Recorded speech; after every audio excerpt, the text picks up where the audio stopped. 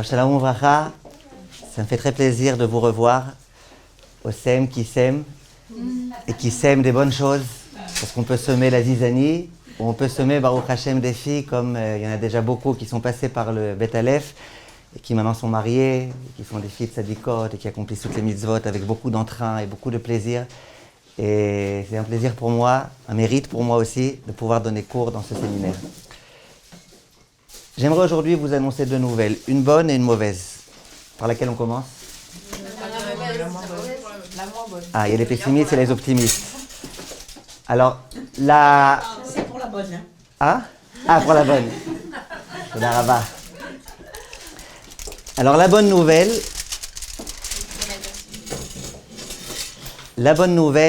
c'est que le mariage, c'est la chose la meilleure au monde. Et la mauvaise, c'est que le mariage, ça peut être la chose la pire au monde.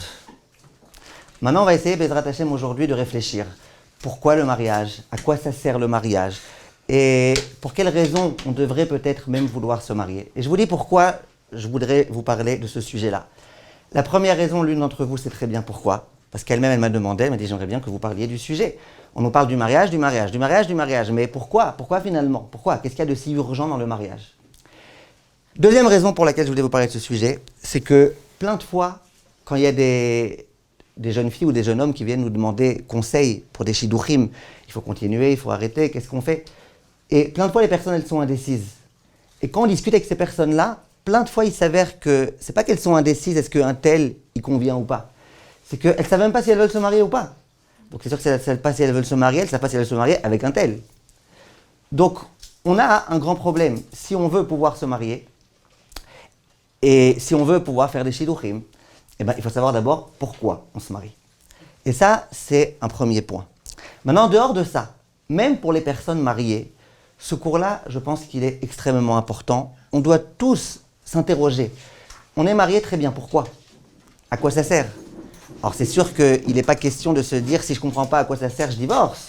Non, mais il faut comprendre. Parce que quand on sait pourquoi on est marié et pourquoi on fait ce qu'on fait, on a beaucoup plus de chances de bien faire ce qu'on fait. Si on ne sait pas où on est, pourquoi on est là, alors on n'a aucune chance d'avancer. Une fois, il y avait un homme qui était un peu mharbak, qui est rentré dans une bibliothèque municipale. Et il arrive comme ça, il voit la bibliothécaire, il lui dit « Je voudrais un coca et un hamburger !» Il lui dit « Mais monsieur, on est dans une bibliothèque ici. » Il dit « Ah oui, je voudrais un coca et un hamburger !» Si tu ne sais pas où t'es, eh ben, tu sais pas où t'es. Donc, il faut qu'on se réfléchisse ensemble, Bezrat Hashem, à c'est quoi le mariage et pourquoi le mariage et comment ça fonctionne. Bonjour, maman de la maman de la rabbinite. Ça fait longtemps que je vous ai pas vu. Tout va bien ? C'est un plaisir de... Merci beaucoup. Moi aussi. Alors, la question que j'aimerais vous poser, et la première question, c'est de savoir pourquoi on se pose ces questions. Ça veut dire, c'est une question intéressante, attention, la fille qui a posé la question, sa question elle est intéressante. Mais pourquoi aujourd'hui on se pose tellement ce genre de questions ? Pourquoi on cherche midi à 14h ? D'où ça provient, toute cette question-là ? Pourquoi faudrait se marier ? Eh bien, qu'on le veuille ou non, on est influencé en mal du monde goy dans lequel on se trouve, du Erev Rav avec lesquels on se trouve, et de toutes les hashpaot, les influences négatives qu'il y a dans le monde tout entier. C'est un peu la galère aussi. Alors voilà, vous êtes la mauvaise nouvelle. Alors une seconde. On va commencer par une note optimiste, après on s'occupera du reste. Pourquoi je vous dis ça ? Je vous dis ça parce que c'est quoi, en deux mots, la doctrine, s'il y en avait une, en fait il n'y en a pas, mais la doctrine Goïkait et Erev Rav. C'est quoi la doctrine ? C'est profite autant que tu peux, investis-toi le moins possible, prends le moins d'engagement sur toi, kiffe le maximum, et voilà. C'est un petit peu ça, toute la doctrine, et c'est ce qu'on essaye de nous rentrer sans arrêt dans la tête. Donc, automatiquement, les gens, qu'est-ce qu'ils disent ? Ils disent, ne te marie pas, enfin, marie-toi très tard, comme ça tu peux kiffer la vie un petit peu. C'est peut-être un peu ce que vous vouliez dire. Tu peux kiffer la vie un petit peu, et après tu te maries. Est-ce que c'est vrai, d'abord, cette vision des choses ? Une fois, à l'armée israélienne, à Tsahal, il y a deux amis d'enfance qui se retrouvent. Les deux, c'est des soldats.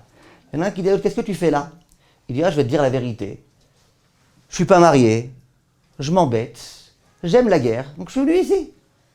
Il dit, toi, qu'est-ce que tu fais là? Il dit, parlons-en. Moi, je suis marié et j'ai horreur de la guerre, alors je suis venu ici. D'accord?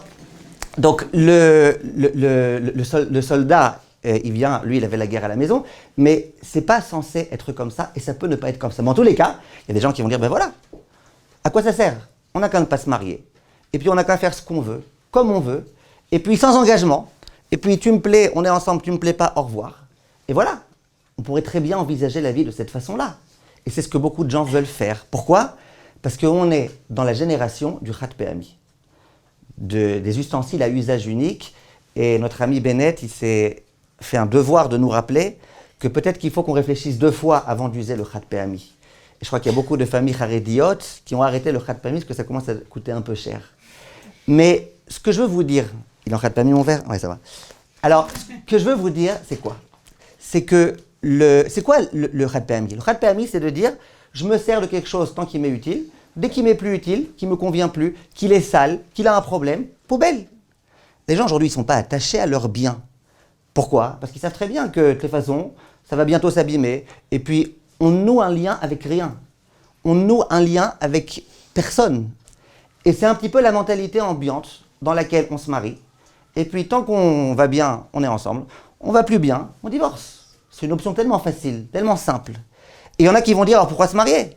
Autant ne pas se marier, on est copains-copines, tout va bien. Et puis voilà, comme ça, il n'y a même pas eu d'engagement.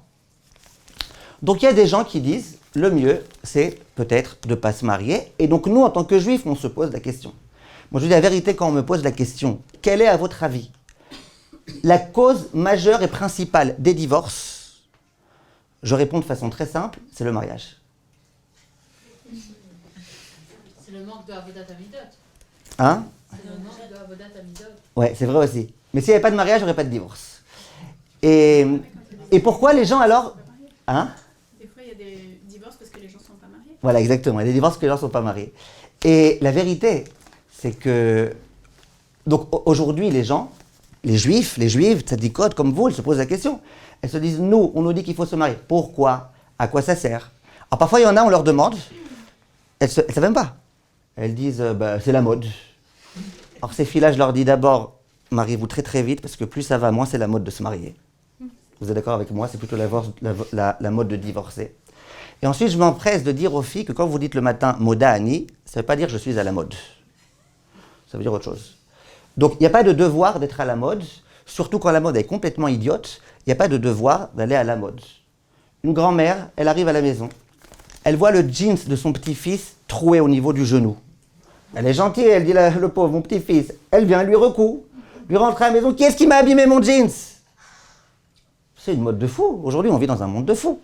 Alors, il faut savoir qu'on n'est pas toujours obligé d'écouter la mode. Maintenant, mon sujet aujourd'hui, c'est pas la mode. Surtout que c'est pas à la mode de parler de ça. Donc, on va parler maintenant, tout de suite, immédiatement, du mariage. Et on va se poser une question. À quoi ça sert de se marier? J'aimerais, s'il vous plaît, que tout ce cours-là, on le fasse en ayant une pensée en tête. Cette pensée, c'est une histoire que j'aimerais vous raconter. Il y a un grand rav qui s'appelait le rav Shlomo Zalman Auerbach. C'était l'un des grands rabbinim de la génération. Et il y a un rav qui s'appelle le rav Yaakov Zon, vous avez dû entendre parler, c'est l'un des grands pédagogues contemporains. Et le rav Yaakov Zon, il raconte que quand il était petit, il étudiait dans un Talmud Torah qui se trouvait à côté de la yeshiva de Kol Torah. C'était qui le rav Shlomo Zalman Auerbach? Le rosh yeshiva de Kol Torah. Et le rav, à chaque fois quand il sortait, il attendait le taxi qui le ramenait à la maison à Shaarei Chesed. Le rav attendait le taxi, et à chaque fois il y avait des élèves qui se mettaient autour du rav. Vous imaginez le Gdol Hador, tout le monde autour, comme ça, en train de se regrouper. Et le petit, à chaque fois, il était en train de regarder le Gdol Hador comme ça, et il disait, ouais, j'aimerais tellement lui poser une question, j'aimerais tellement lui parler. Et tous les jours, il était dans sa tête comme ça, en train de rêver. Vous voyez la différence? Les petits jeunes là-bas en France, ils rêveraient de voir Michael Jackson. Lui, il rêvait de voir Rav Shlomo Zalman Auerbach. Il le voyait, mais il voulait lui parler. Et un jour, il était tellement comme ça dans sa pensée, qu'il lui dit, Rav. Le Rav, il le regarde, il lui dit, oui. Alors, il lui dit, voilà, j'ai une question. Et au moment où il dit, j'ai une question, il ne sait même pas encore ce qu'il va poser comme question. Il ne savait pas que ça allait sortir de sa bouche, son fantasme. Il ne savait pas ce qu'il allait dire. Et d'un coup, il était obligé de dire quelque chose. il s'est rappelé d'une question qu'il avait posée à son enseignant quelques jours avant et qui lui avait valu une grande taha. C'était quoi la question? Il est écrit dans Chazal, Ratza Kadosh Baruch Hu les Zakot et Israël. Lefichach irba lahem Torah ou mitzvot. Kadosh Baruch Hu, il a voulu donner du mérite au clan Israël. C'est pour ça qu'il a donné une multitude de Torah et de mitzvot. Du matin jusqu'au soir. Du lever au coucher. De A à Z. Tout le temps. Toujours. Plein de mitzvot. T'as pas un moment dans lequel tu es exempté d'une mitzvah. Vient l'élève et il dit, et donc vous connaissez cette phrase-là. Lefichach irba lahem Torah ou mitzvot, sheneemar. Et Torah avait à dire, en général, quand on dit ça dans un cours et que les gens ils sont un peu endormis, tout de suite ils se lèvent pour faire le Kaddish. Mais non, c'est juste là la phrase dans le début du shiur. Et l'élève, il avait posé la question à son rave. Et je comprends pas, si Hachem il nous aime tellement, qu'il nous laisse tranquille. Tu dis parce qu'il nous aime, il a voulu nous donner du mérite, donc il nous a, entre guillemets, saoulés avec tellement de mitzvot. Mais pourquoi? S'il nous aime, qu'il nous laisse tranquille. Est-ce que vous comprenez pourquoi il s'est pris une taha de son rave? Vous comprenez ou pas? C'est une question un peu insolente quand même. Un rave qui pense que l'élève il se moque de lui, c'est une question insolente. Maintenant lui, il est en train de poser la question et il est en train de se dire, si mon petit enseignant, pour une telle question, il m'a donné une taha, alors le Gdol adore, il gadal, il kadash, c'est mes rabats, qu'est-ce qu'on va faire? Il va me tuer. Et il pose la question. Le rave, il le regarde et il lui dit, tu poses une très très bonne question. Maintenant, comme vous le savez, pour répondre à une question, qu'est-ce qu'on fait? On pose une question. Bien que ce rave ne s'appelait pas Yaakov, ni Jacob, ni Rabbi Jacob, mais il a posé une question. Il dit, regarde, le matin, tu mets tes chaussures. Quelle chaussure tu mets en premier? La droite ou la gauche? La droite. Bon, voilà, lui, il était un chacham, comme vous, et il a dit, bon, mais d'abord la droite. Il dit, ah, Chazak. Et après la droite, qu'est-ce que tu mets? Il dit, je mets la gauche. Il dit, Chazak. Il dit, maintenant, j'aimerais te poser une question. Un goy, quand il met ses chaussures, il met d'abord la droite ou d'abord la gauche, ou comment il fait? Il dit, il met, je sais pas moi, à mon avis, il prête pas une grande attention à ça. Il dit, ok, il dit, mais je peux te poser juste une question, est-ce que tu es d'accord qu'il doit forcément mettre une avant l'autre? Il peut pas mettre les deux ensemble. L'autre, il dit, sauf s'il est marocain. Marocain, quel rapport? Il dit, ouais, s'il met les deux babouches, il fait un grand saut en hauteur, et il arrive, fiou! S'il y a de la neige en dessous des babouches, il est mal. Mais s'il n'est pas marocain, qu'il ne met pas de babouche et qu'il doit mettre des chaussures difficiles à chausser, qu'est-ce qui se passe?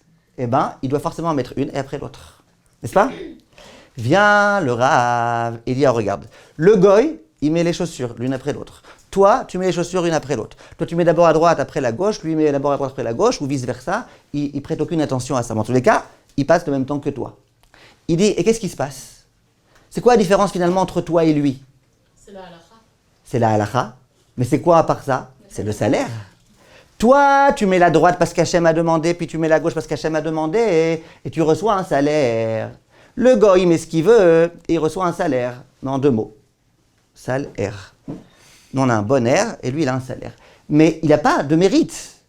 Donc il dit, regarde un petit peu, et après, il continue. Je ne vais pas vous la faire trop longue, mais il continue le Rav Auerbach, en lui disant, il est lacé, tu mets d'abord le droite, après le gauche, tu nous celui-là, et l'autre, et le goy, est-ce qu'il est capable de mettre les deux lacets en même temps? Non, tu comprends bien. Et quand tu te douches, quelle partie tu te laves après? Bref, il lui a fait tout le sujet de mon livre. Si vous ne connaissez pas encore ces halachot-là, il faut absolument que vous achetiez le livre après, du lever et du coucher, parce qu'on parle de toutes ces halachot-là.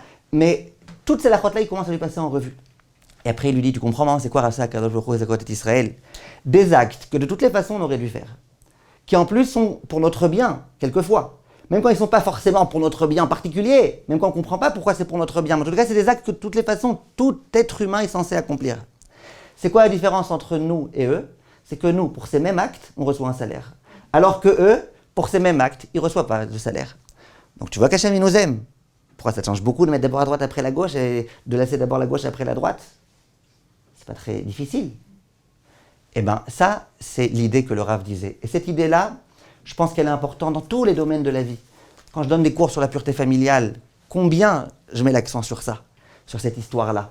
Parce que c'est exactement ça. Pureté familiale. Vous croyez que les goïms, eux, ils sont 24 heures sur 24 les uns avec les autres? Non. Parce que eux, quand ils commencent à trop se disputer, ils vont chez leur psychanalyste, ou chez leur psychiatre, ou chez leur thérapeute de couple, qui leur dit, vous ne pouvez pas être tout le temps ensemble, c'est contre l'amour. Donc vous devez être parfois oui, parfois non. Et les meilleurs thérapeutes, qu'est-ce qu'ils disent? 2 semaines oui, 2 semaines non. La Torah est hasra, ça fait très longtemps qu'elle l'a dit. Maintenant, ici, on est dans un séminaire de filles qui sont avancées. Donc, c'est pas le genre de discours qu'on tient quand on parle à des filles très avancées. Ça, c'est le genre de discours qu'on dit aux filles qui commencent à se renforcer un petit peu. On leur montre, regardez la beauté de la Torah. Regardez que la Torah, elle avait dit ce qu'aujourd'hui les gens découvrent. Mais nous, on va parler de choses plus profondes. Mais ce que j'aimerais juste qu'on sache, c'est que le mariage, il n'y a pas que nous. Les goïms aussi, il y en a encore certains qui se marient. Hommes et femmes. Ça arrive. Donc, c'est quelque chose que de toutes les façons on fait. Et c'est quelque chose de toute façon on a envie de faire. C'est quelque chose d'humain. De toute façon on le fait. Simplement, nous on le fait et on reçoit un salaire et on fait ça dans la Gdoucha et on progresse et on avance. Question, alors qu'est-ce qu'il y a de tellement extraordinaire dans le mariage pour qu'on considère que tout dépend de cela. Alors, on va essayer aujourd'hui rapidement de parler d'un certain nombre de points qu'il faut absolument entendre et comprendre. La Torah dans Bereshit, donc au tout début de la création du monde, la Torah, elle dit « Zachar ou nekeva braham ». Hachem, il a créé l'être humain, homme et femme. « Vaïvarech otam », il les a bénis. « Vaïkra et shemam Adam ». Et comment il les a appelés? Il les a appelés Adam. Ce qui est intéressant, c'est que quand Hachem, il a créé par exemple les animaux, eh ben, il a créé, on ne dit pas qu'il a créé la vache mâle et la vache femelle. Il a créé la vache, il a créé le taureau, il a créé tel animal, il a créé tel animal. Il y avait déjà, c'était déjà clair qu'il y avait un mâle et une femelle. Et quand on parle de l'homme, on dit non. Comment on dit dans le Passouk? D'abord, on dit les deux, c'est Adam. Vaïkra et Shemam Adam. Les deux, ils s'appellent Adam. Comme quand vous êtes marié, que vous recevez une lettre. Pour monsieur et madame Lucien Chichportiche. Ben, elle ne s'appelle pas Lucienne, elle s'appelle autre chose. C'est comme ça, ils ont pris ça de nous. Et Shemam Adam, le nom de l'homme, c'est leur nom à eux. Mais à part ça, pourquoi la Torah elle a besoin de dire ici qu'il y avait le mâle, qu'il y avait deux espèces différentes, qu'il y avait un homme et qu'il y avait une femme, chose qu'il n'y a pas dans les autres espèces. Au passage, quand on s'occupe de Shlom Bayit des animaux, c'est pas facile. Une fois un taureau, il est venu me voir, il me dit « j'en peux plus, ma femme elle est vache ». Je lui dis, bon, moi je ne m'occupe pas des animaux. 2 minutes après, il y a un hibou qui est venu. Je lui dis, tu commences pas toi, hein? Ta femme elle est chouette, j'imagine. D'accord. Donc vous voyez, les animaux, il y a le taureau, il y a la vache, il y a le hibou, il y a la chouette, il y a le... Et dans les hommes, non, c'était la même chose. Comment ça se fait? Viennent Chachamim et disent que, au tout début, d'abord ils disent quelque chose de très intéressant. Le passouk juste avant, il dit que l'homme a été créé à l'image de Dieu. Donc quand on te dit juste après, Zachar unkeva Braham, ça veut dire que, qui est-ce qui a été créé à l'image de Dieu? Pas l'homme tout seul, voilà, pas l'homme tout seul ou la femme toute seule. Les deux ensemble. Les deux, ils ont été créés à l'image de Dieu. Maintenant, comment ça a fonctionné exactement? Chachamim, ils expliquent et ils disent, et c'est écrit explicitement dans tous les chazal, que au tout début, donc il y avait Adam, après Akadosh Baruch Hu, il a créé Chava. Comment elle était Chava? Eh bien, Chava a été collée à lui de derrière. Voilà. Ça veut dire que quand quelqu'un parlait à Adam, il lui parlait par là. Quand il voulait parler à Chava, il se mettait là-bas. D'accord? Et quand Adam il avançait, les gens ils disaient à Chava, Chava, pourquoi tu recules? Alors elle disait, non, j'avance. Et lui, Adam, qu'est-ce qui se passe? Vous voyez, c'était complètement bizarre. Hachem, et maintenant, vous allez me demander comment il faisait pour avoir des enfants. Le Ramban, il explique. Il dit qu'Hachem, il a créé une méthode pour qu'ils puissent avoir des enfants, bien qu'ils étaient l'un à l'opposé de l'autre. Hachem, il a vu que c'était pas bon, ça. C'est pas bon qu'ils soient les deux collés sans arrêt, là où lui il va, elle va, là où elle va, il va, sans arrêt ensemble. C'est pas bon. Ce qui est bon, c'est de pouvoir parfois être séparés, d'avoir des moments où on est ensemble, des moments où on n'est pas ensemble, des moments où on décide d'être ensemble et des moments où on décide de ne pas être ensemble, et qu'il faut qu'on soit des êtres différents, qu'on puisse se donner l'un à l'autre. Bref, ça ne fonctionnait pas tellement. Qu'est-ce qu'Hachem a fait? Hachem, il a séparé l'homme de la femme. Et maintenant, il y a deux êtres. Il y a l'homme et il y a la femme. Ça, c'était Adam et Chava. Vous êtes d'accord que nous, ça veut dire après Adam et Chava, c'est plus comme ça que ça marche. Si je vous raconte aujourd'hui que quand je suis né, il y avait ma femme qui était derrière et que quand moi j'avançais, elle reculait, vous allez m'interner. Vous aurez raison. Non, moi, je n'ai pas été créé comme ça. Alors, comment ça marche aujourd'hui? Vient le Zohar à Kadosh et tous les Sfarim de Kabbalah, ne vous inquiétez pas, on ne parlera pas de Kabbalah, juste toute petite notion. Il dit comme ça, quand Akadosh Baruch Hu, il crée quelqu'un, il ne crée pas, comme on pourrait penser, monsieur un tel, madame un tel, et puis un jour ils vont se retrouver. Il dit non, à l'endroit où il y a toutes les neshamot, il y a une neshama qui doit venir au monde. Une neshama. D'accord? Cette neshama, tu l'appelles comme tu veux. Tu l'appelles Shish Portish. C'est une neshama. Donc, qu'est-ce qui se passe avec cette neshama? Cette neshama-là, Akadosh Baruch Hu, il la divise en deux. Il y a une partie de la neshama qui va naître en tant que garçon chez famille, chez Sportish, et une neshama qui va naître en tant que fille chez madame, famille, je ne sais pas comment, comme vous voulez. Et finalement, qu'est-ce qui va se passer? Grâce aux tfilotes et aux shidduchim et à tout ce qu'il faudra, eh bien, monsieur Intel, qui est la moitié de cette âme, il rencontrera l'autre moitié de l'âme. C'est comme ça que ça fonctionne. C'est pour ça que nous, sans arrêt, on cherche la personne qui va me plaire. C'est vrai qu'il faut chercher la personne qui me plaît. Mais avant de chercher la personne qui me plaît, il faut surtout se demander, c'est qui la personne qui me convient? C'est qui la personne qu'Hachem a choisie pour moi? Parce que ma moitié de Neshama, j'en ai une. J'en ai pas deux, j'en ai pas trois, j'en ai pas quatre. Donc ça serait dommage de passer à côté. Il y a Donc, 7 mazal, mais il y a 7 mazal. je sais pas, moi je connais un. Non, mais on dit qu'il y a 7. Si vous Garishan. Ouais, il y a plusieurs. Garishan, c'est celui qui correspond. Moi, je vous parle maintenant, je vous ai dit pas de Kabbalah, je vous parle de notions simples. La notion simple, c'est de dire que votre Neshama à vous, par exemple, c'est pas une Neshama d'une fille solitaire. C'est une demi-Neshama. Alors, votre demi-Neshama, elle se trouve, Bezrat Hashem, chez un homme, Talmid Chacham, Tzadik, gentil, avec de bonnes midotes. Et cet homme-là, eh ben, c'est avec lui qu'il faut que vous vous mariez pour pouvoir faire en sorte que votre Neshama, elle redevienne entière. Comme ça, la Kabbalah explique, comme ça, le Zohar explique. Et c'est donc ça le but. Le but, c'est de réussir à retrouver cette âme sœur. Il y en a qui trouvent un hamster à la place, mais le but, c'est de retrouver son âme sœur. Comment ça se fait qu'il y a des personnes qui ne trouvent pas, des gens de 50 ans, 60 ans, qui ont essayé de se marier et n'ont pas trouvé l'autre moitié donc, Très bonne question, très très bonne question. Ça, c'est l'objet d'un autre cours. C'est une très bonne question. C'est aussi une très bonne question, parce que ça peut vouloir dire plein de fois que c'est un Nisayon qu'Hachem il envoie, pour qu'on arrive finalement à la bonne personne. Ça, c'est des questions qui se posent à part. Mais là, on parle pour l'instant dans le mode simple, habituel. C'est Sarah, c'est ça? Ça va mieux votre maman? Ouais, je vais le dire juste après. Ah, Baruch Hashem, Baruch Hashem. Alors, regardez. Donc ça, c'est ce que le Zohar HaKadosh explique. Donc, qu'est-ce que ça c'est? Et maintenant, attention. Parce que nous, il est écrit dans le Zohar HaKadosh, c'est pas simplement que ma demi-Neshama, elle se trouve et il faut que je me marie avec cette personne-là. C'est que même quand on enterre un couple, on l'enterre l'un à côté de l'autre. Comme ça, si toute leur vie se sont disputés, dès qu'ils se réveillent à Triat Hametim, d'accord? Mais si vous pensez que c'est tout, attachez vos ceintures. Dans le Olam Haba, il y a écrit que le couple, il sera ensemble. Donc même là-bas, tu ne seras pas en paix. D'accord? Voilà. Donc, on peut le certifier. Ah, vous pouvez le certifier? Ouais. Vous n'êtes pas Olam Haba, vous? Non.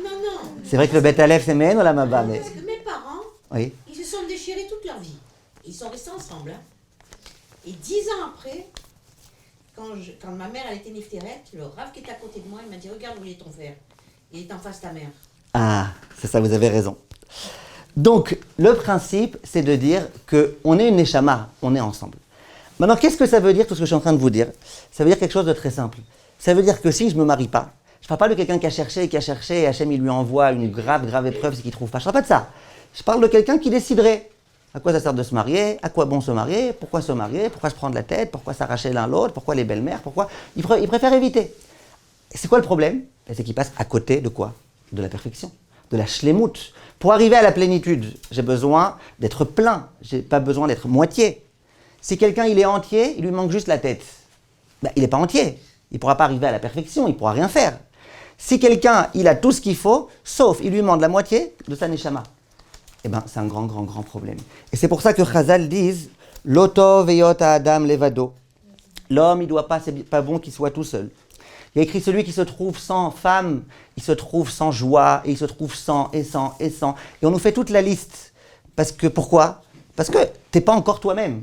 Tu n'es pas encore toi-même celui que tu es censé être, celui que tu peux être, et celui que tu dois être, tu es en manque.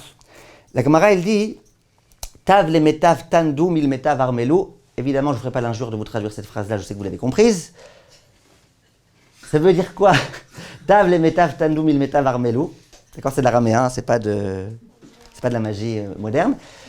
Ça veut dire, la femme, elle préfère être avec quelqu'un de pas génial, mais être mariée qu'être célibataire. Ça veut dire que la Gemara, elle affirme qu'une femme, elle a besoin, c'est un sentiment qui est important pour elle d'être mariée. Mais tout ça pourquoi? Tout ça pour pouvoir accéder à ce point-là. Donc, Akadosh Baruch Hu, il a fait les choses de façon très, très, très intelligente. Il a fait en sorte que chaque Neshama, elle soit une moitié de Neshama, un monsieur, moitié de Neshama, une femme, moitié de Neshama, jusqu'au jour où ils vont pouvoir se rencontrer et redevenir une Neshama Shlema. Donc nous, ce qu'on doit chercher, et ce qu'Hachem va nous aider à faire, parce que vous allez dire, mais nous on peut savoir. Alors, on n'est pas des babas, on ne peut pas savoir, mais Hachem il nous donne tout type d'instruments pour savoir comment on choisit, et puis on en parlera, Bezrat Hachem, dans nos prochains cours. Mais en tous les cas, c'est ça qu'il faut qu'on essaye de faire. Un jour, il y a un jeune homme qui est sorti en Shidduchim. Et ce jeune homme-là, il était très sympa, très bien et tout, mais Bli Haïnara, pour lui, il avait une odeur d'oignon qui sortait de sa bouche. Même la chatraïne, à chaque fois... Alors, mais il était bon, il était bien sinon à part ça. À part ça, ça allait bien. Tu le mettais à 2 km de toi, ça allait. Non, il tuait personne à deux. Alors elle se dit, qu'est-ce que je fais? Il est bien, mais personne ne veut vouloir se marier. Un jour, il y a une fille qui téléphone à Chatranit. Elle dit, bonjour, ça va, tout va bien, voilà, une fille, une merveille, une perle. Le seul problème qu'elle a, elle n'a pas d'odorat. Alors elle dit, génial, j'ai trouvé, on va faire le chidour. Elle n'a pas d'odorat. Lui, il l'appelle, il lui dit, madame, vous voulez, j'ai un super... Donc elle appelle le garçon, elle dit, j'ai un super chidour pour vous, une fille géniale, elle n'a pas d'odorat, mais vous, c'est pas censé vous déranger. Ne priez pas surtout pour qu'elle guérisse de son problème, parce que ce jour-là, c'est fini. Et voilà, ils se rencontrent, le premier chidour se passe très bien, le deuxième chidour se passe très bien, troisième chidour, la fille, elle va voir la chatranite, et lui, c'est fini, j'arrête. Il dit, mais pourquoi? Tu m'as dit que tout se passait bien. Il dit, je ne sais pas ce qui se passe. À chaque fois que je le vois, je me mets à pleurer.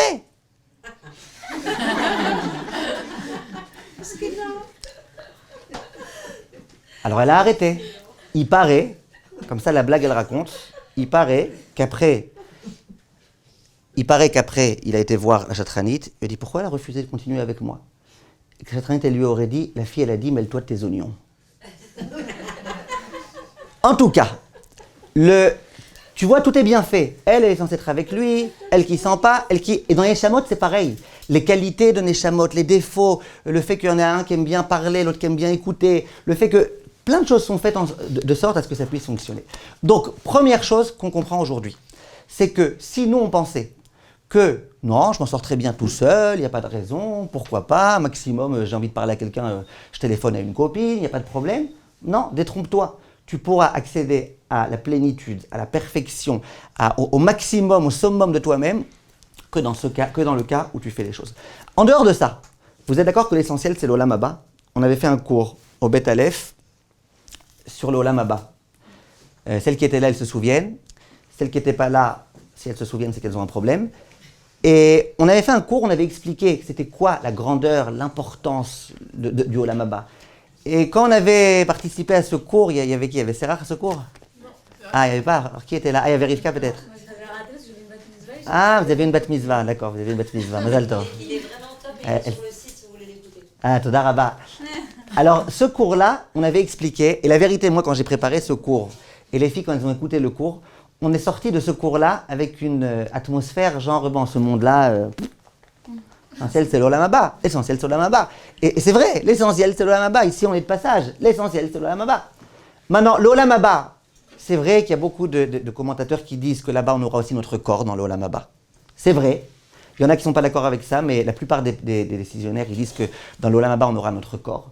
Mais on aura aussi notre âme. Donc, qu'est-ce que tu vas faire avec ton âme? Tu vas arriver en haut, tu vas dire à Hachem, ah non, moi, je n'ai pas voulu me marier. Moi, j'étais bien toute seule. Hachem, il va dire, mais il y a un problème. Ton âme, elle est incomplète. Qu'est-ce qu'on va faire avec toi? Ça, c'est quelque chose qu'il faut bien comprendre. Et à part ça, et là, je vous parle de quelque chose qui est un peu plus psychologique. Mais entre nous, est-ce que vous êtes d'accord que dans notre génération, on est tous des fous? Oui. J'ai pas dit des folles, hein, ne vous vexez pas. Est-ce que vous êtes d'accord? Moi, à mon époque, quand on disait quelque chose à quelqu'un, il disait, je vais en parler à mon chien. Ça, c'était à mon époque. Aujourd'hui, quand tu dis à quelqu'un quelque chose, il dit, je vais en parler à mon psy. Ils sont fiers, les gens. Ils sont très fiers. Les gens, ils sont très fiers de dire, moi, je vais chez mon psy, moi, j'ai besoin d'un psy, j'ai besoin d'un coach, j'ai besoin d'un... Mais t'appelles Rikshi, mais t'appelles tout ce que tu veux. Aujourd'hui, les gens, ils vont pas bien. Les gens, ils sont tous en quête de bonheur, ils le trouvent jamais.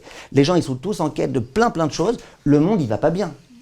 Maintenant, ça va aller de pire en pire. Parce que les enfants qui naissent dans des familles où il y a 2 papas et 0 maman, 2 mamans et 0 papa, un demi-papa, une demi-maman, ça va bientôt arriver, ça le sait peut-être. Qu'est-ce que tu veux faire? Tu crois que ces enfants-là, ils vont pas avoir besoin de psychologues? Tu crois qu'ils vont s'en sortir? Qu'est-ce qu'il y a? Hein? Je n'ai pas sorti de l'auberge. Ouais, on n'est pas sorti de l'auberge. Donc, on n'est pas sorti de l'auberge. Maintenant, écoutez bien. Comment on va faire? Même quand je vous ai vu sortir, j'ai pensé que c'était une auberge ici. Maintenant, regardez. Je vous pose une question. J'ai ma neshama, d'accord? Est-ce que vous êtes d'accord? Et ça, on pourrait faire un cours sur ça. Mais c'est quoi un malaise? Quand on se sent pas bien, quand on va pas bien. Qui est-ce qui va pas bien? Notre corps, il va très bien. Plein de fois, on se sent vide. On sent qu'on n'a pas les nerfs. On sent qu'on est... Pourtant, notre corps, il va bien. Au Hachem, on a bien mangé, on a bien bu, tout va bien. Le moral. Pourquoi souvent on n'a pas le moral? Eh bien, il y a écrit à nouveau dans les livres de Kabbale et compagnie que c'est la neshama. La neshama, parfois, elle dit « j'ai faim ». Et elle a faim d'autre chose que nous. Donc, la neshama, à chaque fois qu'elle a faim, elle veut un peu de spiritualité, un peu de Teilim, un peu de Shiurei Torah, un peu de Chesed, un peu de Avodat Hamidot. À chaque fois qu'elle exige ça, eh ben, elle nous dit « L'aziz, j'ai faim ». Nous, si on ne se préoccupe pas d'elle et qu'au lieu de lui donner à manger à elle, on donne à manger à notre corps, elle continue à gémir. Maintenant, quand une personne, elle décide, elle a 20 ans, 30 ans, 40 ans, 50 ans, elle décide de ne pas se marier. Vous êtes d'accord que sa neshama, elle va souffrir? Puisqu'elle n'est pas complète. La neshama, elle n'est pas complète. La neshama, elle attend d'être complétée par le mariage. Et la neshama, elle n'est pas complète. Elle n'est pas complète. Après, la personne, elle s'étonne qu'elle ait besoin d'aller chez des psychologues, chez des psychiatres et compagnie. C'est normal. Ça ne va pas bien. Et si on pense qu'en allant chez le psychiatre, tout va se résoudre, c'est pas vrai. Une fois, il y avait un homme, il avait 20 ans. Et puis, il a raconté l'histoire suivante. Il a dit, moi, j'avais un grand problème. J'avais 18 ans et je faisais pipi au lit. C'était la hashouma. J'avais honte. Alors, qu'est-ce que j'ai fait? J'ai été consulter un psychiatre pendant 2 ans. J'ai payé tout l'argent que j'avais dans mes économies. L'autre, il dit, alors, ça a aidé? Il dit, ouais, ça a aidé. Je fais toujours pipi au lit. Bon, moi, maintenant, j'en suis fier. Parfois, c'est ça qu'ils font les psychiatres. Ils te permettent, voilà, au moins, hein, c'est bon. Sois fier de faire ce que tu fais. Donc, c'est pas ça la solution. La solution, bien sûr que parfois on a besoin d'aller voir des psychologues et des psychiatres et compagnie.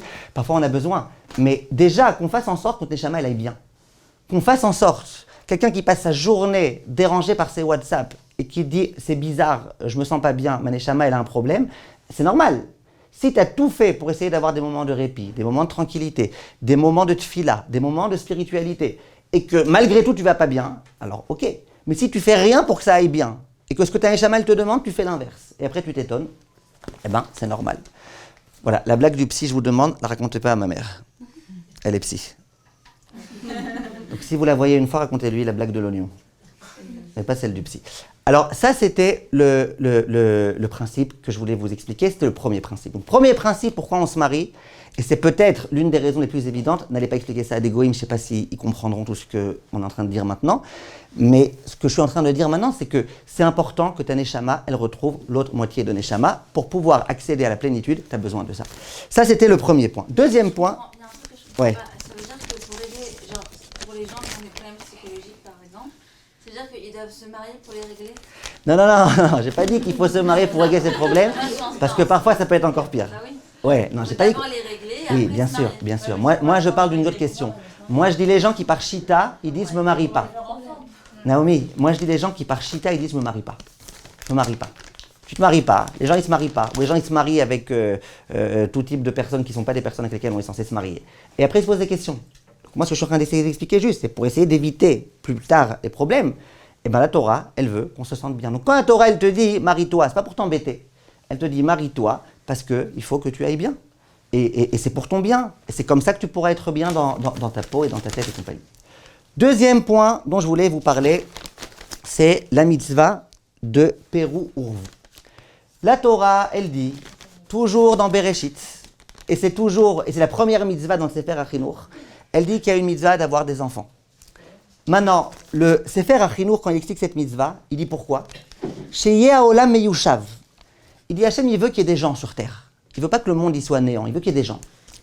Chez Hashem Baruch Hu Chafetz Be'ishuvo, qui est directif, comme écrit dans le Pasuk. Loto Bera la Shevet Yetzara. Hashem, il n'a pas créé le monde pour qu'il y ait personne, il l'a créé pour qu'il y ait des gens. Vei mitzvah gdola, shebesibata mitkaimot kol ha-mitzvot ba'olam, ki libnei adam nitnu velo lemalachi hasharetz. Akadosh Baruch Hu, il veut qu'il y ait beaucoup d'enfants. Il est intéressé, pas que chez les Lubavitch, chez tout le monde. Il veut qu'il y ait beaucoup d'enfants. Pourquoi qu'il y ait beaucoup d'enfants? Parce que Akadosh Baruch Hu, il veut que le monde il soit créé, il soit peuplé, il veut qu'il y ait des gens. Maintenant, il ne veut pas simplement qu'il y ait des gens, il veut qu'il y ait des gens qui le servent. Akadosh Baruch Hu, il a créé le monde pourquoi? Pour donner aux créatures. S'il n'y a aucune créature à qui donner, il est embêté. Donc Hachem, il a besoin qu'Aviachol, qu'il y ait des enfants. Donc Hachem, qu'est-ce qu'il a fait? Il a donné une mitzvah qui s'appelle Peru Urvu, mariez-vous et ayez des enfants. C'est vrai que la mitzvah, elle incombe principalement à l'homme, la femme, elle ne fait que l'aider. Mais entre nous, si elle ne faisait pas que l'aider, il n'y aurait pas de bébé. Donc elle ne fait pas que l'aider, finalement c'est grâce à elle que la volonté d'Akadosh Baruch Hu est accomplie. Et c'est très très important de comprendre qu'aux yeux d'Akadosh Baruch Hu, c'est quelque chose de très important. Et quand le Sefer HaChinuch il parle, ce même Sefer HaChinuch, quand il parle des gens qui décideraient de ne pas se marier, ou des gens qui, Hashem Yirachem, décideraient de se marier pas avec des femmes, un homme pas avec une femme, le Sefer HaChinuch il dit pourquoi c'est très grave, à part toutes les choses qui sont graves. Il dit mais entre autres c'est grave pourquoi? Parce que tu montres bien que tu ne veux pas faire la volonté d'Hachem. Hachem, il dit, j'aimerais bien avoir beaucoup d'enfants. Et toi, tu dis, mais moi, j'aimerais bien que tu n'aies pas beaucoup d'enfants, puisque moi, j'ai la possibilité d'amener des enfants au monde, et je ne veux pas, je décide de ne pas me marier. Donc le mariage, entre autres, pourquoi c'est important? Parce que tu fais la volonté d'Akadosh Baruch Hu. Hachem, il veut que la femme, elle se marie avec un homme, pour pouvoir avoir des enfants, pour qu'il y ait ensuite une pérennité de l'enseignement de la Torah Akdosha, qu'Akadosh Baruch Hu, on soit de plus en plus à le connaître, à le reconnaître, à le servir. Ça, c'est la volonté d'Akadosh Baruch Hu. Il est écrit que Yesh Shlosha Shutafim Ba'adam. Il y a 3 associés dans la création d'un enfant. C'est qui les 3? Le père, la mère et Akadosh Baruch Hu. On devrait même le mettre en premier. Si on dit que les 3 ils sont Shutafim, ça veut dire qu'au moment où le père et la mère ils essayent d'avoir un enfant, eh ben, ils sont associés avec qui? Avec Hachem. Ça veut dire qu'il y a Hachem qui est avec eux. Ça veut dire qu'il procède un petit peu du comportement d'Hachem. Hachem, il a voulu donner, il veut donner à l'être humain, il veut créer des êtres humains, et nous, on procède du même principe. C'est pas pour rien qu'il y a écrit que Zachou, Shrina Benehem, écrit que l'homme et la femme qui ont du mérite, ben la Shrina, elle est avec eux. Pourquoi la Shrina, elle est avec eux? Eh ben, elle est avec eux, parce que voilà, Shosha Shutafim, pour que l'homme et la femme puissent avoir un bébé, il faut qu'il y ait aussi Akadosh Baruch Hu qui soit avec eux. Donc, tout ça, c'est quelque chose de très important. En dehors de ça, quand on a des enfants, ça va pouvoir nous aider. N'oubliez pas que nous, on n'est pas des obsédés du Olam Haba, mais c'est quand même l'essentiel pour nous. On ne doit jamais perdre de notre esprit le Olam Haba. Il y a un principe, la Gemara, elle dit « Bera mezake Abba ». Ça veut dire quoi? Le fils, il donne du mérite à son père. C'est-à-dire que même si le père, il lui manque un peu de mérite, maintenant il est au Olam Haba, il ne peut plus cumuler des nouveaux mérites. Quand son fils, il accomplit des mitzvot, qu'est-ce qui se passe? Eh bien, voilà, même s'il ne fait pas pour lui, le fait que le fils il fasse des mitzvot, ça donne du mérite au père. Donc c'est un grand bénéfice qu'on a quand on a des enfants qui font cette chose-là. Même en français, on le dit. Ben et fils. Bénéfice. Ben et fils. Est-ce que c'est valable pour une fille aussi? Pour une fille? Pour les parents? Une fille pour les parents. Oui, bien sûr, bien sûr, bien sûr. Ne vous inquiétez pas, d'accord? Je continue. La Gemara, elle dit, dans ma Sechet Nida, la Fiut Gimel, En ben David ba, ad sheichlu kol haneshamot shebaguf. Ça veut dire quoi? Quand est-ce que le Mashiach viendra? Que quand toutes les neshamot qui doivent être créées, elles sont descendues sur terre. Très bien. Ça veut dire quoi? Il y a un endroit qui s'appelle Gouf, dans les cieux, et il y a plein de neshamot. Et Hachem, il a décidé, toutes ces neshamot, il faut qu'elles descendent sur terre. Et tant qu'elles ne descendront pas sur terre, qu'est-ce qui se passe? Le Mashiach, il pourra... Hein? C'est en dehors des Gilgulim. Je sais pas. Mais en tout cas... Il y a une différence entre une Neshama qui vient sur Terre, qui n'a jamais venu sur Terre, entre une Neshama qui doit revenir sur Terre pour terminer son tapis. Ouais, peut-être, je rentre pas dans ça là. Là, je rentre pas dans ça. Là, je parle pour l'instant... Ad sheichlu kol hanefashot neshamot shebaguf. D'accord? Ça veut dire que pour qu'il puisse y avoir le Mashiach qui vienne, eh ben, il faut qu'il y ait un maximum de pères et de mères qui ont des enfants. Alors les commentateurs ils disent, mais il y a écrit dans une autre Gemara que si le Ham Israël il observe 2 Shabbatot, tout de suite la Géoula elle arrive. Il y a plein d'explications qui sont données. Il y en a qui disent que si le Ham Israël il respecte 2 Shabbatot, d'un coup les mamans elles vont avoir des enfants 6 par 6, la Esther, et ensuite il va y avoir... Donc ça veut dire que ça existe tous ces concepts-là. Mais c'est important. Je sais qu'il y a plusieurs personnes qui m'avaient dit à l'époque qu'ils avaient appelé le Rav Hamou. Le Rav Hamou c'était votre Rav. Hein, ouais, je sais. Alors plusieurs personnes m'appelaient et me disaient lui il voulait jamais donner d'autorisation de prendre la contraception. Jamais. Même quand le couple il se déchirait, il disait non. Il disait il y a écrit qu'il faut absolument qu'il y ait des Neshamot qui descendent pour que le Mashiach revienne. Donc il faut. Maintenant, pas tout le monde est d'accord avec lui enfin, ce qu'on me dit en son nom, que même si le couple ne va pas bien du tout et tout. Mais en tout cas, vous voyez l'idée. L'idée, c'est que si on souhaite que le Mashiach revienne, et c'est ce qu'on souhaite, eh ben, il faut dire, il faut essayer, il faut faire l'effort. Il faut comprendre qu'Akadosh Baruch Hu, il a un projet, et que son projet, il doit se réaliser. Et nous, il faut, entre guillemets, aider Akadosh Baruch Hu à réaliser ce projet. Quand il y a des gens qui ne se marient pas et qui par chita, ils ne veulent pas se marier, je dis, toi, tu ne veux pas qu'il vienne le Mashiach, hein, toi, tu ne veux pas. Qu'est-ce qu'ils me répondent? Mais si, mais si. Mais si. Mais si. Mais si. Alors, d'accord, le principe, donc on a compris, le principe c'est quoi?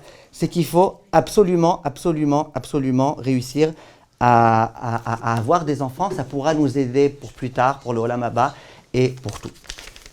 Troisième raison pour laquelle il faut absolument se marier, et c'est bien de se marier, et c'est important de se marier, on va essayer d'aller vite, c'est le Inyan du Chesed. Il est écrit dans le Pasuk, Olam Chesed Ibane, Akadosh Baruch Hu, il crée un monde de Chesed. Il est écrit dans le Ramchal, Michok Atov Leetiv. Celui qui est bon, il n'a qu'une envie, c'est de donner. Et plus on donne, plus on devient meilleur.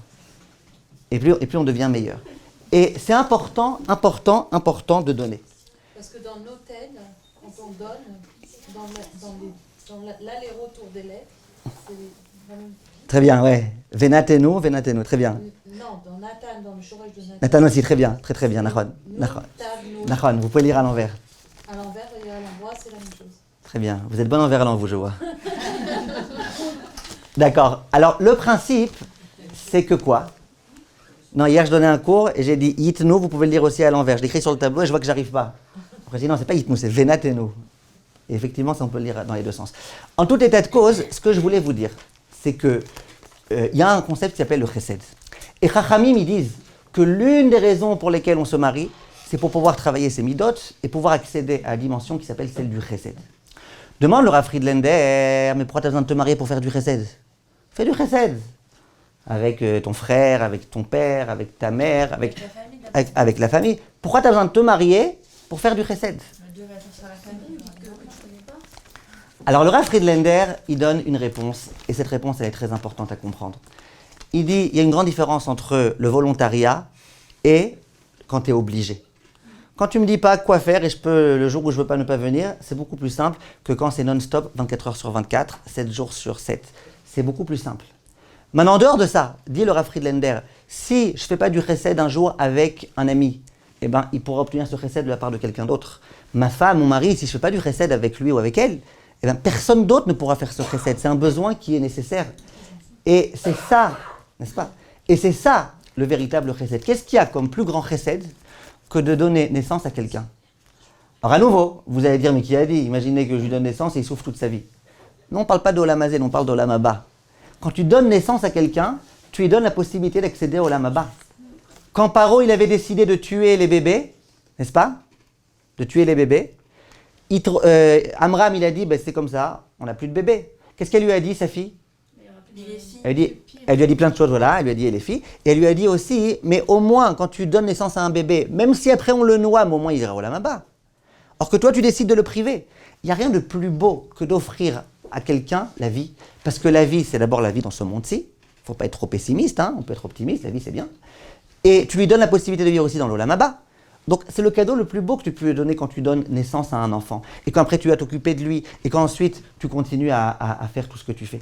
Donc le plus grand, comme ça, beaucoup de Chachamim disaient que la plus grande école du Chesed, c'est la maison. La maison avec le mari, avec les humeurs, avec les problèmes, avec les difficultés, avec les choses bien. Ça, c'est ce qui permet sans arrêt de faire du Chesed. D'accord? Donc ça, c'est quelque chose qu'il faut intégrer. Et une toute petite histoire, on raconte que le Rav Kaplan, une fois, il étudiait au Kollel. Et très souvent, le matin, il arrivait en retard. Un jour, le Rosh Kollel, il l'a pris en entretien. Il lui a dit, écoute, je comprends pas. Le Kollel, il commence à 9h. Toi, tu arrives à 9h30. Ça va pas, mon fils. Comme à l'école. Alors le Rav, il dit, je vais vous dire la vérité, Kvod Rav, voilà, j'ai un problème. Le matin, moi, je suis prêt pour arriver à l'heure. Moi, je peux être là même à 8h du matin. Mais il y a une femme, la pauvre, elle n'a pas de mari. Elle a plein de bébés. Ils sont tous en train de pleurer. Elle n'arrive pas à s'en sortir. Et quand elle change la couche de l'un, il y a l'autre qui demande son biberon. Et quand elle lui donne son biberon, c'est l'autre qui... Elle n'en peut plus. Alors moi, je suis prêt à aller au collège. Je suis en chemin pour aller vers le collège. Je m'arrête. Je propose à cette dame-là de l'aide. Et puis voilà, je ne me vois pas la laisser comme ça. Alors je collège, je t'avais pas jugé de façon tellement favorable. Mais peut-être cette dame-là, c'est une veuve, peut-être on va l'aider, peut-être qu'elle a besoin d'argent, peut-être qu'elle a besoin de quelque chose. Le Rav dit, parlons-en, c'est ma femme. Si ça avait été la femme de quelqu'un d'autre, c'est un tzaddik. C'est ta femme à toi, c'est pas un tzaddik. Et pourquoi je vous dis ça? Une fois, j'ai permis à une dame de découvrir l'Amérique. Vous allez me dire, c'est trop facile. Même que ça a déjà été découvert. Je lui ai permis de découvrir l'Amérique. Pourquoi? Elle me dit, j'ai pas compris. Quand je fais plaisir à mon mari, ça s'appelle que je fais du chesed de Horaïta. Je lui dis, quoi alors? Ça s'appelle quoi? Elle me dit, non, je sais pas, moi, pour moi, chesed, c'est quand tu aides un tel et un tel, des gens de l'extérieur. Mais quand tu fais du shlom bayit, ça s'appelle pas du chesed. Et j'ai dû pendant 10 minutes lui expliquer que c'est le meilleur chesed qui existe. C'est le meilleur chesed. Les gens, ils ont du mal avec ça. Il y a des gens, par exemple, ils adorent donner de l'argent aux Bate Knesiot, aux Bate Midrashot, aux séminaires. Leurs enfants à eux-mêmes, ils sont pauvres, ils n'ont pas de quoi finir leur mois, mais ils ne leur donnent pas. Non, on donne la tzedaka, aider les enfants, tu te débrouilles. Pourquoi? Tu vas donner à un Rosh Kollel qui va lui aider des Avrechim qui ont besoin, alors que ton fils, il a encore plus besoin. Voilà, exactement. Donc ça, c'est un concept qu'il faut comprendre. Quand tu fais du chesed avec ton mari, avec tes enfants, c'est le plus grand chesed et le meilleur chesed qui puisse exister. Et il faut savoir cette chose-là. Quand une femme, par exemple, elle allait son bébé, il y a un chesed plus grand que ça. À l'époque, en plus, il n'y avait pas de maternat. Elle peut pas, le bébé, il peut pas s'en sortir, il peut pas, il a rien. C'est soit sa maman, soit il meurt. Il peut pas. Une fois, je disais, qu'est-ce que tu veux lui donner? Tu vas lui donner du coca? C'est vrai que les bébés de l'époque, ils s'appelaient cola. Fais dodo, cola, mon petit frère, fais dodo, t'auras du coca-cola. D'accord? Mais non, tu vas pas lui donner du coca, impossible, il va mourir. Donc, tu donnes à manger, tu donnes la vie à ton enfant, tu donnes tout ce qu'il faut à ton enfant. C'est génial. Et bien ça, c'est ce qui s'appelle la dimension du chesed. 4e point que je voulais vous dire, j'espère qu'on va finir à l'heure. 4e point que je voulais vous dire, il y en a 5 en tout, ne vous inquiétez pas, il n'y en a que 5, chacun une demi-heure, donc c'est bon. 4e point, on va le faire vite, Bezrat Hashem, c'est le tikkun amidot. C'est aussi un peu lié au chesed. Toute personne a été créée pour être metaken ses midot. Vous êtes d'accord avec moi? Le Gaon de Vilna lui dit explicitement, le but de la création du monde, à part la Emouna, c'est de travailler ses midot. Donc l'homme a été créé sur terre pour travailler ses midot. Maintenant, comment on fait pour travailler nos midot? Alors, il y a plusieurs possibilités. La meilleure possibilité, c'est au sein du couple. Tu es marié et tu as les djouks de ton mari, les djouks de ta femme. Il y a des problèmes, il y a des choses. Et c'est là que tu vas devoir travailler tes midot. Maintenant, attention. Quand Hachem il t'a mis toi, ta neshama à toi, avec l'autre moitié de neshama, Hachem il savait très bien c'était quoi les lourdeurs de l'autre et c'était quoi les choses et compagnie. C'est pas par hasard. Si ça avait été par hasard, tu aurais pu dire bon, alors j'aurais préféré être marié avec un tel, au moins j'aurais pas eu de problème. Mais non, tu étais marié avec un tel parce que c'est lui qui est le reflet de ce que tu es, c'est lui le miroir de ce que tu es. Donc si tu as été marié avec un tel, c'est qu'il faut absolument que tu corriges tel et tel et tel problème. Et bien la Avodat Amidot, je peux vous dire que c'est là qu'elle est forte. J'ai reçu un couple la semaine dernière. Et il me raconte comme ça un peu ce qui se passe. Elle dépend beaucoup de sa mère, la femme. Et il me raconte l'histoire. Elle me dit, regardez, moi, j'ai parlé à mon mari, je lui ai posé une question et il m'a pas répondu. Oh, j'ai horreur de ça quand je lui pose des questions et qu'il répond pas, j'ai horreur. Je dis, ouais, je vous comprends. Alors je demande au mari, qu'est-ce qui s'est passé? Alors, qu'est-ce qui s'est passé? Elle est venue le voir. Elle lui dit, écoute, tu sais, ma mère, elle dit que tu utilises trop de serviettes. Hein. Tous les jours, tu changes ta serviette, tu utilises trop de serviettes. Hein. Après, je lui ai dit, non, et après, je dis, mais c'est pas gentil ça, de lui dire ça. Elle me dit, non, mais ma mère, elle m'a quand même dit que c'est pas la fin du monde, ça va. Il y a pire que ça. Genre, rassure-toi, mon mari, c'est pas très grave. Maintenant, je lui ai dit, votre mari, vous m'avez dit que quoi? Qui sais-tu? Elle me dit, ouais, il n'a pas voulu me répondre. Je lui ai dit, mais c'est un tzaddik et sadola, votre mari, c'est pas un Marocain, il est gentil. Je lui ai dit, mais il est gentil de ne pas avoir répondu. Elle me dit, pourquoi? Je lui ai dit, mais je sais pas, moi, un mari normal, il aurait dit, sans arrêt, tu me dis, ma mère. Mais ta mère? Qu'est-ce que tu sans arrêt me parles de ta mère? Mais c'est pas normal, ça, il y a un problème. Là, d'avoir été capable de se taire, c'était Avodat Hamidot. Maintenant, c'est pas parce que sa femme, elle est saoulante et que la belle-mère, elle insiste trop, que lui, il a besoin de faire Avodat Hamidot. Si ça n'avait pas été là, ça aurait été ailleurs. Mais la Beth Simple. elle commence beaucoup plus avant. Hein? On est petits pour faire Avodat Hamidot. Bien sûr. On attend le mari faire Avodat Bien sûr. Mais là, il y a encore la possibilité, parce que quand tu as tous les enfants et tout le stress et tout ce qui peut se passer, tu as souvent besoin de faire Avodat Hamidot dans plein de domaines. Et les points sur lesquels il faut que tu te travailles, tu as justement la personne en face qu'il faut, qui va te montrer sur quoi il faut travailler. C'est vrai aussi au travail. C'est pas pour rien qu'au travail, vous avez tel et tel collègue qui a tous ces djoukim et ces problèmes et ces phrases toujours désobligeantes au moment où il ne faut pas. C'est pas pour rien. C'est que toi, il faut que tu te poses la question. En quoi il faut que je me corrige? Où est-ce qu'il faut que j'avance? Comment il faut que je travaille sur moi? Et le tikkun amidot, c'est quelque chose qui est très très important quand on est marié. Je peux vous dire que le Rambam, dans le Perek Bet Halacha Gimel, Hilchot Sanhedrin, il écrit En ma'amidin bekol Sanhedrin mi she'en lo banim. On cherche un dayan au Sanhedrin, au grand tribunal juif, on cherche un dayan. Qui est-ce qu'on va prendre? Moi, j'aurais dit tu prends le plus intelligent. J'aurais dit tu prends le plus perspicace. Tu prends celui qui est le plus Sherlock Holmes, qui est capable de comprendre qui est-ce qui ment pas, Non. Bien sûr qu'il faut prendre des gens intelligents. Mais on te dit, il faut quelqu'un qui a des enfants. Si quelqu'un il n'a pas d'enfants, ça peut être le Gdolador, on ne prend pas au Sanhedrin. C'est une halakha, on ne peut pas faire contre. C'est une halakha. La Gemara dit, mais pourquoi? C'est pas de sa faute, il a essayé d'avoir des enfants, il n'en a pas eu. La halakha, elle dit, Kedeh sheyeh Rahman. C'est pour qu'il puisse être Rahman. Ça veut dire quoi, Rahman? Quelqu'un qui a des enfants, il s'habitue à la miséricorde, il s'habitue à être miséricordieux, il s'habitue. Et donc, il pourra être Rahman aussi avec les gens qui viendront vers lui. Je finis avec le dernier point, Be'ezrat Hashem. Et ce que je voulais vous dire, c'est que le mariage, c'est aussi, et ça c'est le dernier point, parce que exprès je voulais vous le dire en dernier, parce que ça je peux le dire aussi à un goy, c'est que le mariage, c'est un tsorech nafshi. C'est quelque chose de nécessaire pour l'être humain. En dehors de tout ce qu'on a dit maintenant, que tu le fais parce que ça fait plaisir à Kadosh Baruch Hu, et que tu le fais parce que comme ça tu pourras te réaliser, en dehors de ça, c'est un tsorech nafshi. L'homme, il a besoin, et la femme aussi, d'avoir quelqu'un avec lequel elle peut parler, d'avoir quelqu'un qui s'intéresse à elle, d'avoir quelqu'un sur lequel elle peut compter. C'est quelque chose d'important. Parfois, les jeunes de 20 ans, 30 ans, ils ne s'aperçoivent pas. Mais quand ils arrivent à l'âge de 50 ans, par exemple, ils sont tout seuls, sans arrêt, eh ben, ils sentent très souvent un vide intérieur. Ils sentent qu'ils n'ont personne à qui donner, ils n'ont personne avec qui partager. C'est très dur de vivre ce sentiment-là. Donc c'est l'oxygène. Le mariage, c'est l'oxygène. Quand la Torah, elle demande, par exemple, elle dit à l'homme d'être avec sa femme, à la femme d'être avec son mari. C'est pas simplement que c'est une mitzvah, c'est que c'est aussi un tsorech. Ça veut dire que la femme, elle a besoin de ça. Elle a besoin d'être aimée. Elle a besoin de sentir qu'on l'aime. Elle a besoin d'avoir quelqu'un qui lui dit « je t'aime ». Elle a besoin. Et le mariage, c'est aussi important pour ça. C'est même si quelqu'un il me dit « bon, moi, ça ne m'a pas tellement intéressé. Ton histoire de Neshamot, ça tu le gardes pour les cours de Kabbalah. Ton histoire de faire plaisir à Kadosh Baruch Hu, moi, je veux du Tarkles tout de suite sur terre, le Olam Haba. Hein » Sache que c'est quelque chose qui est tellement urgent et important, c'est l'oxygène de l'être humain. L'être humain, il a besoin d'être en compagnie, il a besoin d'être avec des gens, il a besoin d'être accompagné. Quand on se marie, on est toujours accompagné avec l'autre. Un jour, il y a un homme qui était sur son lit de mort. Il avait sa femme à côté. Hein? L'Avdil.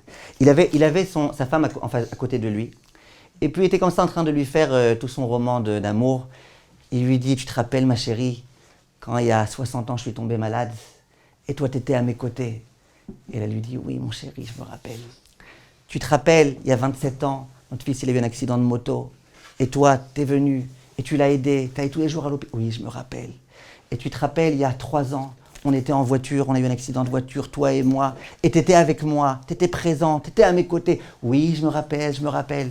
Et là, il la regarde, et il lui dit, quand je te vois, tu sais à quoi je pense? Alors elle se dit, ouais, ça va être la laveur d'amour, là, juste avant de mourir.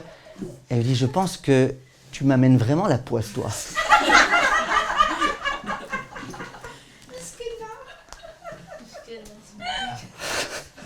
Toujours à ses côtés pour les souffrances. Alors, quand on est marié tout le temps, toujours, dans les bons moments, dans les mauvais moments, on est marié. Le passouk qui dit dans Kohelet, Tov Ashnaim Mina Echad. Ça veut dire quoi? C'est mieux deux que un. Tous les commentateurs sur place, ils expliquent. C'est pour ça que c'est bien de se marier. Parce que c'est bien quand on est deux. L'union fait la force, on a l'habitude de dire. D'être deux, c'est une nouvelle aventure, c'est autre chose. C'est faire des choses ensemble. Il y a le sentiment du ensemble, il est très important en particulier pour la femme. Le ensemble pour la femme, il est très, très, très important. Donc le résumé de notre cours et la conclusion, c'est que le mariage, c'est pas la mère à boire, c'est la belle-mère à avaler. Et c'est de dire que... Belle-mère gentille quand même. Hein. Ouais, il y en a dans l'Olam Haba. Je pense que le cours, c'est très beau aussi. Hein. Moi, De quoi? je pense que le cours, là, ce qui a été dit, c'est vrai, c'est beau, c'est quelque chose de... C'est un arabe. Mais je pense que c'est un cours qu'il faut dire aux garçons. Moi, personnellement... Non, enfin, genre toutes les filles qu'on... C'est rare. On veut... Vous n'avez pas un frère? Il est marié. Non, mais...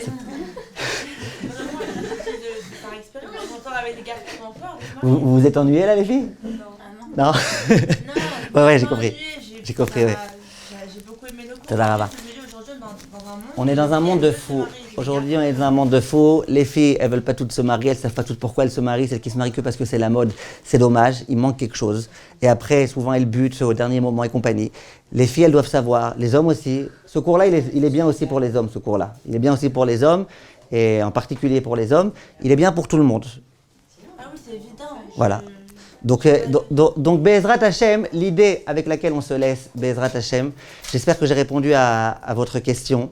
C'est pourquoi, qu'est-ce qu'il y a de tellement important à se marier? Il y a tout de tellement important. Alors il peut y avoir des difficultés dans le mariage.